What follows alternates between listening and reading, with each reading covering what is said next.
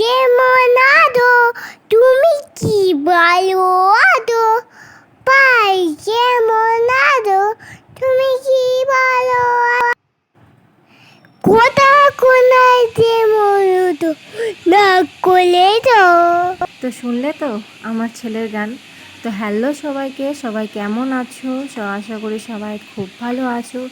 তো আবারও চলে এলাম আরেকটি নতুন ব্লগ নিয়ে।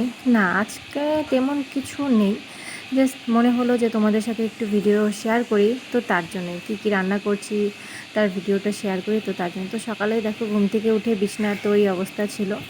তো তারপরে আমার আগের দিনই সবজিগুলো কাটাকুটা থাকে, আর পরের দিন হচ্ছে আমি রান্না করি। যেহেতু একটু সকাল সকালেই রান্নাটা বসিয়ে দিই, তোমাদের দাদাভাই খেয়ে আবার ওই রান্নাটা নিয়ে যায়, তো তার জন্য আমাকে তাড়াতাড়ি রান্না করতে হয়। তো আজ নিয়ে এসেছিলো চিংড়ি মাছ। তো চিংড়ি মাছটা করব পটল দিয়ে করব, আর করব লাল শাক ভাজি, আর করব আমের চাটনি। তো আগের দিনই আমার শাশুড়ি মা সব সবজিগুলো কেটে কেটে রেখে দিয়েছে। তো তারপর দেখো আমি আস্তে আস্তে মাছগুলো ভেজে নিচ্ছি। আর যেহেতু আমার ছেলে এখনও সেরকম একটা ঝাল খেতে পারে না, তো তার জন্য এক্সট্রা করে একটু গাজর, আলু, কোয়াশ, একটু সব সবজি দিয়ে একটু ঝাল ঝাল করবো আর কি, ঝোল করব। আর এদিকে দেখো আমার ভাতটাও কিন্তু উতাল এসে গেছে। তখন ঢাকনাটা নামিয়ে দিচ্ছি, একদিকে ভাত বসিয়ে দিয়েছি আর একদিকে আমার ছেলের জন্য ঝোলটা করছি। আর এদিকে দেখো আমার কিন্তু মাছ ভাজা প্রায় মোটামুটি কমপ্লিটই বলতে গেলে। আর তারপর আমি যে আমার ছেলের জন্য এক্সট্রা করে ঝোল করছি। তো দেখো অনেকটা ভাজাভাজি হয়ে গেছে, আর একটু জিরে গুঁড়ো অ্যাড করে দিলাম। আর এখন আরেকটু ভাজা ভাজা করে তারপরে এখানে জল দিয়ে দিব। তো মোটামুটি এখন ভাজা হয়েই গেছে। তো এখন একটু জলটা দিয়ে দিব। জলটা আমি বেশি করেই দিচ্ছি, দেখে মনে হচ্ছে একদম জল বেশি হয়ে গেছে, কিন্তু হ্যাঁ ও শুকনো শুকনো খেতে পারে না, তো যার জন্য জলটা একটু বেশি করে দেওয়া।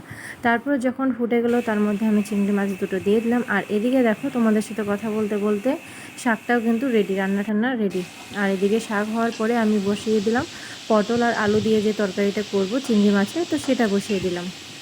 তারপর রান্নাবাড়ি খাওয়া দাওয়া সব কিছু কমপ্লিট করে আর মাঝখানে কোনো রকম ভিডিও করতে পারিনি। তারপরে আবার চলে এলাম রাত্রি তখন প্রায় অনেকটাই বেজে গেছিলো। তো আমি আর ওর বাবা একটা কাজ করছি। কাজটা হলো কি বলতো, বাবাইকে অক্ষর চেনানোর জন্য, এ বি এরকম অক্ষর চেনানোর জন্য আমরা হচ্ছে এইভাবে ড্রয়িং করে বানাচ্ছি। এইসব করলে কি হয়, অ্যাকচুয়ালি বাচ্চা কাচ্চা তো খেলতে খেলতে পড়তে খেলা করতে করতে পড়তে ভালোবাসে। তো যার জন্য এরকম করে বানাচ্ছি, ওর খেলাও হবে, একে কালারও চেনা হবে, দুয়ে অক্ষরগুলো চেনা, একটা কাজে কিন্তু সবগুলো কাজ হয়ে যাবে। আর এই ছিল সব আর্ট পেপারগুলো, এগুলো দিয়ে হচ্ছে তৈরি করব, খুব বড় বড় করে বানাবো। আর দেখো রাত বাজে প্রায় 11:30, আর আমরা এখনও বসে বসে এগুলোই বানিয়ে যাচ্ছি, কারণ সারাদিনে তো সময় হবে না, সকালবেলার দিকতে তো হবেই না, একমাত্র রাত্রেই বসতে হবে।